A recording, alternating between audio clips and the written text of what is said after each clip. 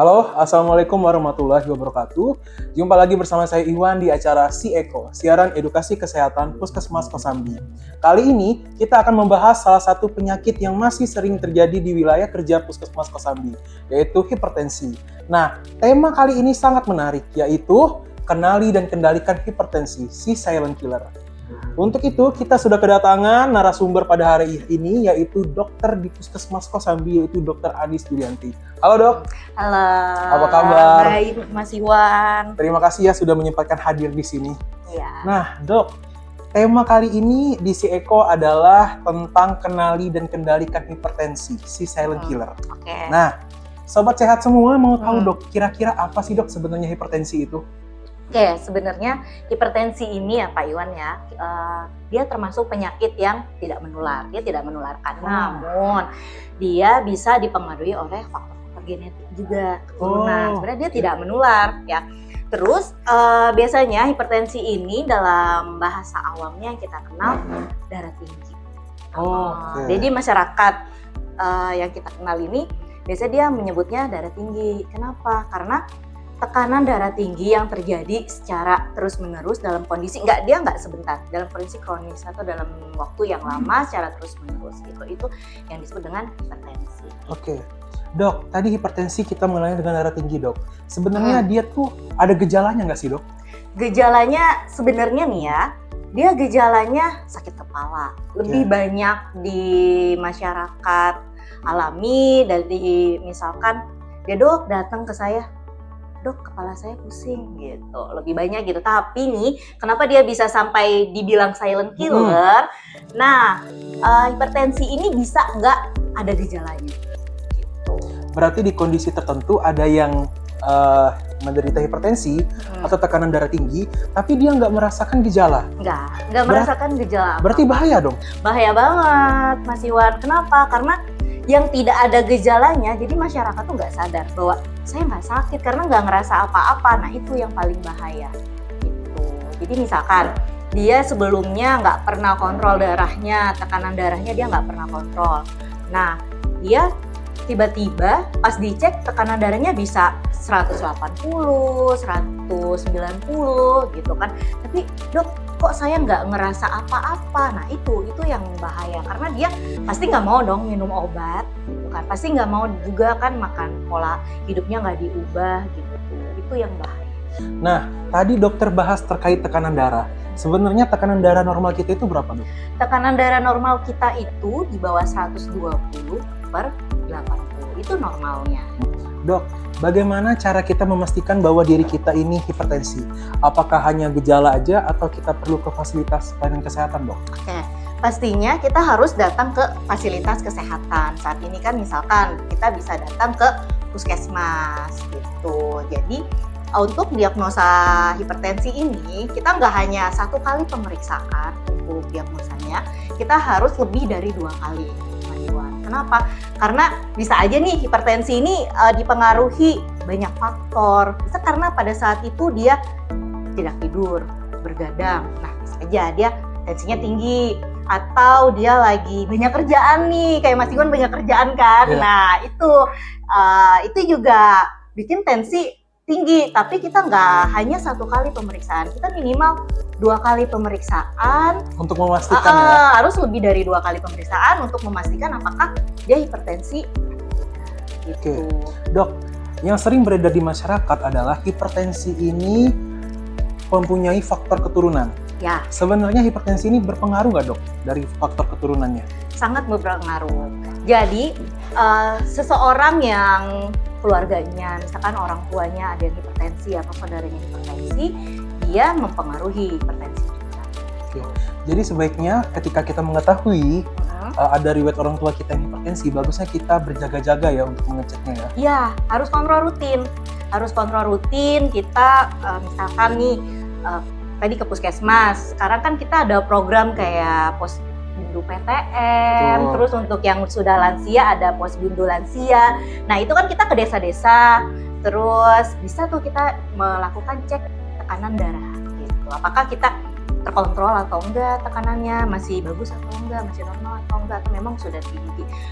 gitu. Lebih baik kan kita harus tahu lebih dini Mencegah kan. ya. Iya, benar banget. Nah dok, terkait hipertensi tadi atau darah tinggi, Ya. sebenarnya penyakit ini menyerang semua usia kah atau usia tertentu saja? Oke, untuk hipertensi ini dia bisa menyerang semua usia, Mas Iwan ya. Tapi yang paling sering di atas usia 40 tahun. Gitu. Kenapa 40 tahun? Karena pada saat usia 40 tahun ini kan kita semakin tua nih. Semakin tua, fungsi organ juga semakin turun. Nah, fungsi dari pembuluh darahnya juga sekarang semakin turun juga. Nah, itu bisa menyebabkan dia hipertensi gitu. Jadi selain dari usia, jenis kelamin juga Mas Iwan dia bisa. Iya kan? Jadi lebih berpengaruh atau berpotensi yang jenis kelamin Iya, mana, Dok? jenis kelaminnya biasanya untuk yang di atas usia 40 itu lebih banyak prevalensinya laki-laki dibanding wanita. Wah, kenapa? Mas Iwan kan karena Ya, laki-laki kenapa? kan. Nah, Kenapa? karena pada laki-laki ini dia kan tidak ada memiliki hormon estrogen. Oh, iya. Sedangkan pada wanita kan dia ada hormon estrogennya yang membantu untuk menjaga tekanan darahnya. Tuh, jadi sehingga kalau pada laki-laki dia lebih cepat nih, Lebih rentan ya. lebih rentan terkena hipertensi. Tapi nih Mas Iwan, pada saat wanita yang mulai menopause, dia juga itu tuh udah mulai meningkat karena kan hormon estrogennya udah mulai menurun gitu. Jadi bahkan bisa setara pada wanita yang udah menopause tuh, yang udah mulai lansia, dia bisa setara juga prevalensinya. Wah, benar-benar pengetahuan baru ya, bahwa kita yang laki-laki lebih berpotensi ya. Ya, gitu. Nah dok, Ya. seandainya nanti ketika kita udah melakukan pemeriksaan kesehatan ini, dinyatakan hipertensi, apa saja dok yang harus kita lakukan? Oke, pertama kalau kita sudah dinyatakan penderita hipertensi atau darah tinggi, kita harus ubah pola hidup. Oke. Terutama pola makan nih Mas Iwan. Berarti kita masih boleh nggak makan yang enak-enak atau bagaimana? Oh, makan yang enak-enak masih boleh sebenarnya, tapi kita harus batasi. Gitu. Jadi misalkan kita harus diet rendah garam, kayak kan sekarang banyak nih cemilan-cemilan, mie instan aja tinggi loh garamnya. Bisa kita lihat di balik komposisinya itu tinggi garam. Nah, itu mulai kita kurangin, kalau bisa kita hindarin. Gitu, karena kan kita udah terdiagnosa hipertensi. Kedua, selain pola makan, kita harus juga olahraga. Wah, Masih harus Harus olahraga olahraga ya. Iya, harus olahraga. Olahraga itu harus 30 menit per hari, 1 minggu sampai 5 hari. 30 menit? Per hari, Aduh. 5 kali. Susah nggak? PR ya? PR banget. Tapi itu, karena olahraga ini kan membantu kita akan lebih fit, gitu kan, lebih segar. Terus selain itu juga kita harus mengolah stres. Waduh. Nah, gimana Apalagi sih, Mas buat Iwan? yang rawan stres, bener-bener harus dikendalikan ya. Iya, harus kendalikan karena faktor stres ini memicu juga tekanan darah yang tinggi. Pola pikir ya. Pola pikir amat sangat mempengaruhi. Selain pola stres, terus tidurnya juga yang cukup nih Mas Iwan. Jadi, Wah, berarti kita nggak bisa begadang lagi oh ya? iya, udah nggak bisa karena begadang mempengaruhi juga. Jadi kurangi begadangnya gitu.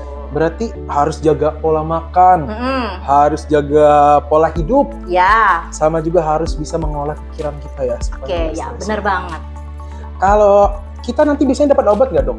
Dapat dong. Kalau dia memangnya, misalkan nih, kalau dia baru terdiagnosa hipertensi, kita udah ubah pola hidupnya, segala makan, olahraga teratur tapi masih tinggi juga, kita kasih obat. Nanti ada beberapa terapi, itu nanti bisa dikonsultasikan dari dokter. Ada beberapa terapi yang karena setiap pasien beda-beda nih, kita berikan obatnya. Oh, dia harus pakai obat yang A, atau dia harus dapat obat yang B. Jadi beda-beda. Jadi harus dikonsultasikan Sesuai kondisi dia ya. Iya, benar banget. Nah dok, Sobat Sehat nih mau tahu dok, salah satu pertanyaan yang paling banyak ditanyakan itu terkait cara minum obatnya dok. Oke. Jadi ada beberapa yang menanyakan bahwasanya sebenarnya minum obat itu setiap hari kah ketika kita sudah didiagnosis hipertensi atau ketika dia merasa pusing aja? Karena kebanyakan masyarakat kita minum obatnya pas pusing aja. Pas pusing aja. Iya. Oke. Jadi sebenarnya yang benar itu bagaimana dok? Oke, banyak banget nih ya Mas Iwan, saya ketemu sama beberapa pasien, dok, saya minum obatnya kalau saya pusing aja Iya kan? gitu kan. Kalau nggak pusing ya saya nggak minum Ngapain obat gitu gitu minumnya? kan. Sebenarnya untuk hipertensi ini dia harus minum obat rutin setiap hari. Pada saat dia terdiagnosa hipertensi sampai dia akhir hayat hidupnya, dia harus minum obat gitu.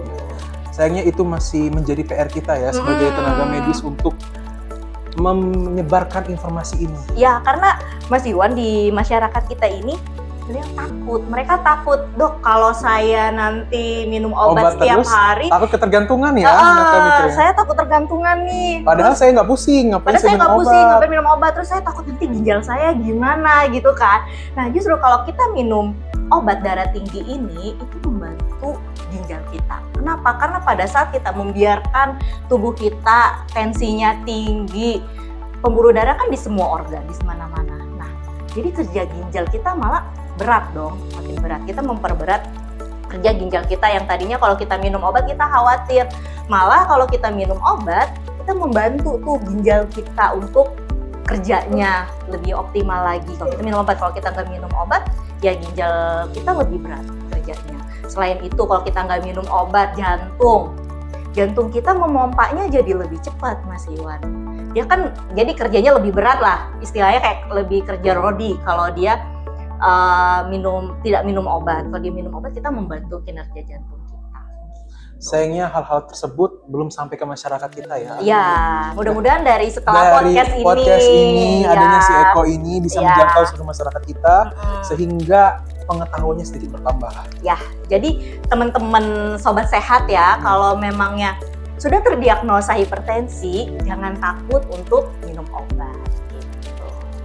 Jadi dok, sebisa mungkin yang perlu dilakukan sekarang adalah yuk bersama-sama cek kesehatan ya. Iya, benar banget. Apalagi ada program sekarang, pemeriksaan kesehatan gratis, itu sebaiknya dimanfaatkan dengan tepat. Sehingga apa? Sehingga bisa sama-sama mendeteksi kondisi kesehatan kita. Iya, betul? Benar banget. Oke, terima kasih ya dok sudah hadir di Si Eko kali ini. Semoga informasi yang kita bagikan benar-benar sampai di seluruh masyarakat kita. Terima kasih ya. Terima kasih, Wan. Baiklah, sekian pembahasan kita di Si Eko kali ini terkait hipertensi. Harapannya hal ini menjadi perhatian kita semua ya dok. Iya, benar banget. Sehingga benar-benar seluruh warga kita bisa terhindar dan terkontrol hipertensinya. Ya. Oke. Terima kasih semuanya. Sampai jumpa di Si Eko lainnya. Siaran edukasi kesehatan Puskesmas Kosambi. Sehat dimulai dari saya. Terima kasih.